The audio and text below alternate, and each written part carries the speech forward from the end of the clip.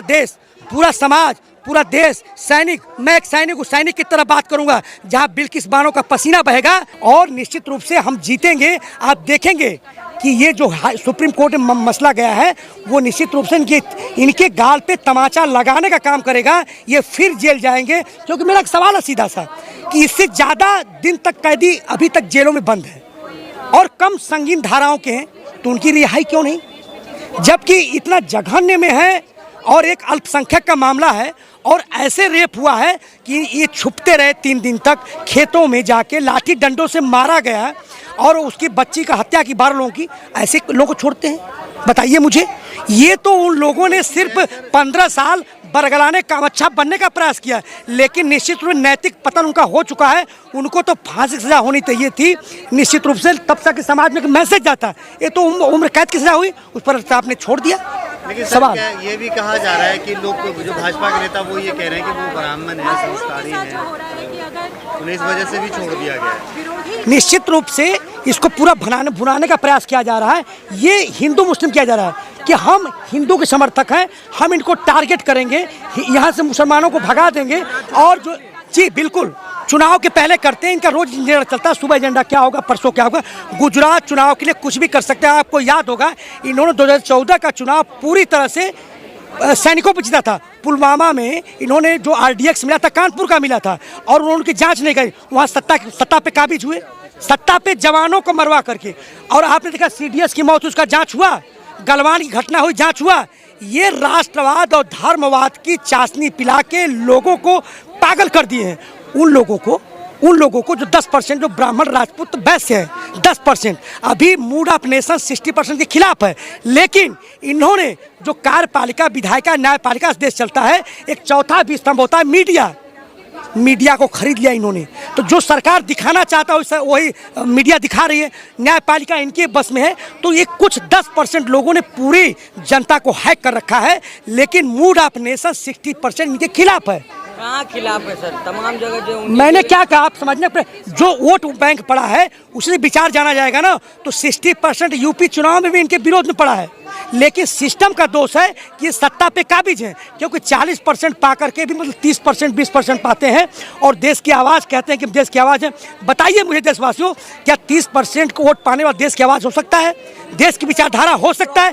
ये सिस्टम का दोष है। मोहम्मद पे हमला लोग कर रहे हैं, हिंदू जगा रहे हैं। जी बिल्कुल, ये हिंदू जगा नहीं रहे, निश्चित रूप से टारगेट कर रहे हैं जो बाबा भीमराव अम्बेडकर का देश था, जो अशफाकुल्लाह का, चंद्रशेखर आजाद का, सरदार भगत सिंह का, जो समय लड़ाई लड़ी थी। ये कह रहे हैं कि 2014 में कंगना रनौत जैसे कहती हैं कि 2014 में आज़ादी मिली। उस एक कथित आज़ादी, कथित हिंदू राष्ट्र की बात कर रहे हैं, जो मनुवाद आधारित राष्ट्र है, जो ब्राह्मण फिर राज करेंगे और शूद्र सेवा करेंगे। ऐसे हम राष्ट्रवाद की, ऐसे नीतियों की, ऐसे अमृत महोत्सव की हम खंडन करते हैं। बिल्कुल।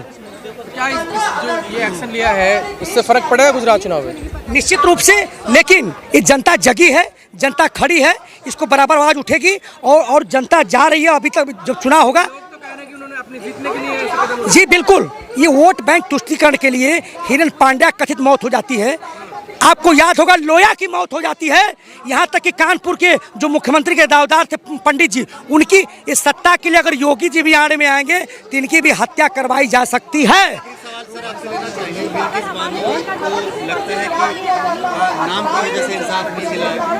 जी बिल्कुल, ये हिंदू मुस्लिम करने के लिए ये ऐसा इनको छोड़ा गया है, मालाओं से स्वागत हुआ है, इसमें कोई दो राय नहीं है। अरे पूरा देश साथ है, 60% इनके मत के विरोध में है, पूरा देश साथ है, क्यों नहीं रहेगा साथ में? बिल्कुल, मैं कहता हूं कि जल्द इनको अब उम्र कैद की धारा, संविधान तो नहीं है, इसको परिवर्तन, मैं कहूँगा पूरा देश, पूरा समाज, पूरा देश सैनिक, मैं एक सैनिक हूँ, सैनिक की तरह बात करूंगा जहां बिल्किस बानो का पसीना बहेगा, ये जवान खून बहा देगा, किसान खून बहा देगा, पूरा उनके देश साथ है। मैं भारतीय किसान मंडल प्रवक्ता वाराणसी मंडल बोल रहा हूं, आज हम इनको पूरा समर्थन दे रहे हैं। हमारी आवाज़ बिल्किस बानो तक जाना चाहिए।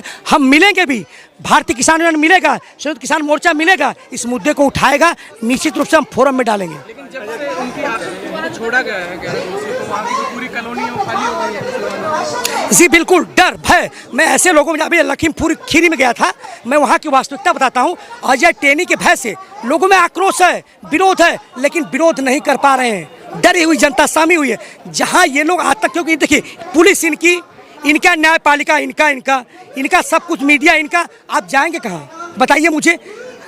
आजम खां पे 56, आज एक जमानत मिलती है, कल दोबारा, परसों दोबारा, सुप्रीम कोर्ट को कहना पड़ा कर क्या रहे हैं। तो ये ईडी और बुलडोजर इनके पास है, सत्ता इनके पास है, लोग डर रहे हैं, अपनी जान बचा के भाग रहे हैं। मैंने उन लोगों से मिला है जो देश से बाहर चले गए, उनके लड़के रहे, माँ गई है, तो बोला हम देश नहीं जाएंगे, ये देश ठीक नहीं, हम यहीं रहेंगे, अमेरिका, जापान, लंदन में रहेंगे। आपका वीजा में पता है 53वां स्थान है, हमको कोई वीजा नहीं देता है। जापान का सिर्फ खाली को नागरिकता प्रमाण पत्र दिखाने पर उसको देश का जाने का मिल जाता है। हमारी ये हालत है। बिल्किस बानो के लिए आवाज उठाएंगे? जी बिल्कुल, आज उठा रहे हैं, हम खड़े हैं, देखिए सुबह से खड़े हैं। बिल्किस बानो के साथ पूरा देश खड़ा है। अब मीडिया भी खड़ा, प्रिंट मीडिया भी खड़ा है, सोशल मीडिया भी खड़ा, सब लोग बुलंद आवाज कर रहे हैं। नेशनल मीडिया नजर नहीं आ रहा है यहाँ, आप देख सकते हैं। वो भाड़ मीडिया है, वो गोदी मीडिया है, वो दरबारी मीडिया है, वो जो लोगों की चाटुकर्ता करता है, वो कोई मीडिया है। मीडिया की परिभाषा होती है ये मेरी बहन की, मीडिया की परिभाषा होती है लोकतंत्र का चौथा स्तंभ होता है। वो विपक्ष काम करता है, वो सत्ता पक्ष से प्रश्न पूछता है, विपक्ष काम करता है, लेकिन हमसे प्रश्न पूछ रहा है, कहाँ देसी मीडिया है। ये तो मैं थैंक यू बोलूँगा कि किसान आंदोलन में सोशल मीडिया ने बचाया है। ये हमारा असली मीडिया है, ये राष्ट्रीय मीडिया है, न कि वो मीडिया है। वो गोदी मीडिया, भाड़ मीडिया, दरबारी मीडिया, चाटुकर्ता मीडिया है, वो जूते उठाने वाला मीडिया है, वो चमचागिरी करने वाला मीडिया है। बिल्किस बानो का केस हुआ है, क्या लग रहा है आने वाले समय में गुजरात में इलेक्शन है, कोई असर पड़ेगा वोट बैंक के लिए? तो नहीं, ब्राह्मणों के साथ जो है। जी नहीं, एक आदमी कुछ समय कुछ आदमी कुछ समय के लिए मूर्ख बना सकता है, एक आदमी सारे आदमियों के और टाइम के लिए, लेकिन एक आदमी सारे आदमियों को सारे समय के लिए मूर्ख नहीं बना सकता। और यहाँ निश्चित रूप से मोदी का भेद खुल गया। आप देखिएगा, जैसे पंजाब में गए वैसे वहाँ पर गुजरात में भी जाएंगे, ये वादा है। लग रहा है आपको? लग नहीं, कन्फर्म है, क्योंकि देश जनता खड़ी हो गई है। तो किसान आंदोलन के समय में भी कह रहे थे, लेकिन उत्तर प्रदेश जीता ना। नहीं तो 4 राज्य जीते थे। मैं ये कह रहा हूँ, देखिए एक चीज में सिस्टम जीते हैं, वहाँ पे देखिए गुजरात जाएंगे, क्यों नहीं जाएंगे? मुझे बताइए, आपका पहले उत्तर ले लीजिए। जो मूड आप जो यूपी का था 60% के खिलाफ था, 40% में जीते हैं। हम बटे थे, कोई सपा था, बसपा था, कोई कांग्रेसी था। अगर एक जगह लड़ते ना तो ये बैक पर, तो गुजरात में नहीं है ना, गुजरात में नहीं है, गुजरात में 2 पार्टियां हैं, बिहार में 2 पार्टियां, जहां 2 पार्टियां होंगी ये जाएंगे। दिल्ली में छटपटा रहे हैं, सत्ता नहीं मिली, यूपी में एक होने के मामले में बीजेपी का ये आर्गुमेंट आता है कि देखो सारे चोर एक हो जाते हैं, चूंकि हम सच पर है इसीलिए बाकी लोग एक हो रहे हैं डर से। तो इसे आप किस तौर पर देखते हैं? बिल्कुल, ये लोकतंत्र का मजाक उड़ाने की बात कर रहे हैं। मैं कहना चाहता हूं कि जब इस देश पर आतताइयों आक्रमणकारियों का आक्रमण हुआ, तब भारत एकजुट हुआ है। ये भारतीय लोकतंत्र की खूबसूरती है ना। हिंदुस्तान